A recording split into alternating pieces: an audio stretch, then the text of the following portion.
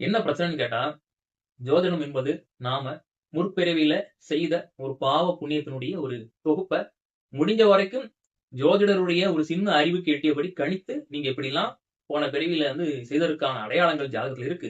அதனால அத சமன்படுத்துறதுக்கு இந்தந்த வழிமுறைகளை பின்பற்றுங்கன்னு சொல்றது தான் ஜோதிடத்தினுடைய வழிமுறை. ஆனா, இதுல என்ன ஆகுதுன்னு கேட்டா, எதிர்பார்ப்புகள், திணிப்புகள் நெறைய வந்துட்டு. அப்போ மக்களால எல்லாருக்கும் கஷ்டத்துல இருந்து விடுபடணுங்கிற எண்ணம் அதிகமாயிருது. அதாவது இதனால வரைக்கும் உள்ள கஷ்டம் நாளைக்கு விடிஞ்சா சரியாயிரும். இது மனிதனுடைய இயல்பு. அத குறை சொல்ல முடியாது. ஆனால் ஒரு சிலருக்கு நீண்ட கால துன்பங்கள் அவங்க சொல்றது என்னன்னா, நான் இந்த பிறவியில யாருக்குமே எந்த ஈயெறும்பு கூட துரோகம் பண்ணது கிடையாது. யாருக்கும் கெடுதல் நினைச்சது கிடையாது. ஆனா எனக்கு தொடர்ந்து கஷ்டம் வந்துகிட்டே இருக்கு. கடவுள்ட்ட போறேன். கடவுளுடைய வழிபாடுகள நான் செய்கிறேன். மந்திரங்கள் சொல்றேன். ஆனாலும் எனக்கு மன நிம்மதி கிடைக்க மாட்டேங்குது. கடவுள் ஏன் இப்படி சோதிக்கிறாரு? இன்னைக்கு சராசரியா மனிதர்கள பார்த்தோம்னு சொன்னா, யார் எப்படி வேணாலும் போயிட்டு போட்டும். நான் இஷ்டப்படி வாழ்ந்துட்டு போறேங்கிற எண்ணம் அதிகப்பட்டுக்கிட்டே போகுது.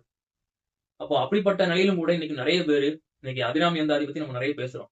நெறைய பேரு அபிராமி அந்தாதி பாடல் படிக்கிறேன் சார். நீங்க சொன்னதுக்கு அப்புறம் இன்னும் ஊக்கமா படிக்கிறேன். ஆனாலும் எனக்கு இன்னும் கஷ்டங்கள் ஏன் தீர மாட்டேங்குது? எனக்கு ஏதாவது வழி சொல்லுங்கன்னு கேட்கிறாங்க. இப்ப இவங்களுக்கெல்லாம் நம்ம ஜாதகத்த பார்த்து, உங்க கர்மமணி இப்படித்தான் இருக்கும்.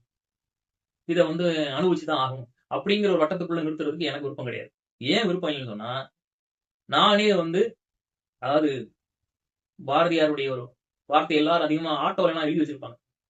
"வீழ்வேன் என்று நினைத்தாயோ" அப்படிங்கிற அந்த ஒரு இத எல்லாரும் மிகைப்படுத்தி மிகைப்படுத்தி பேசுறத பார்த்துருக்கோம். அப்போ எவ்வளவு பிரச்சனைகள் வந்தாலும் நான் கீழ விழுந்துற மாட்டேன். நான் என்னுடைய கொள்கையில உறுதியா இருப்பேன். நான் ஜெயிப்பேன் அப்படிங்கிற ஒரு தன்னம்பிக்கை தூண்டுற ஒரு வாசகம்.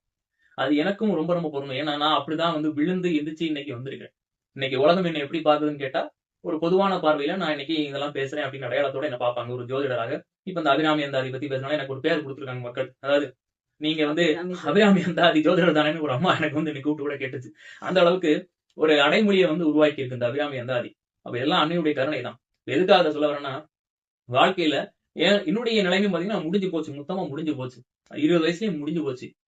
அ ஒரு 2 வருஷம் நான் சொல்லியிருக்கேன். ஏற்கனவே ஒரு வீடியோ சொல்லியிருக்கேன். 2 வருஷம் படுக்கையில தான் இருந்திருக்கேன்.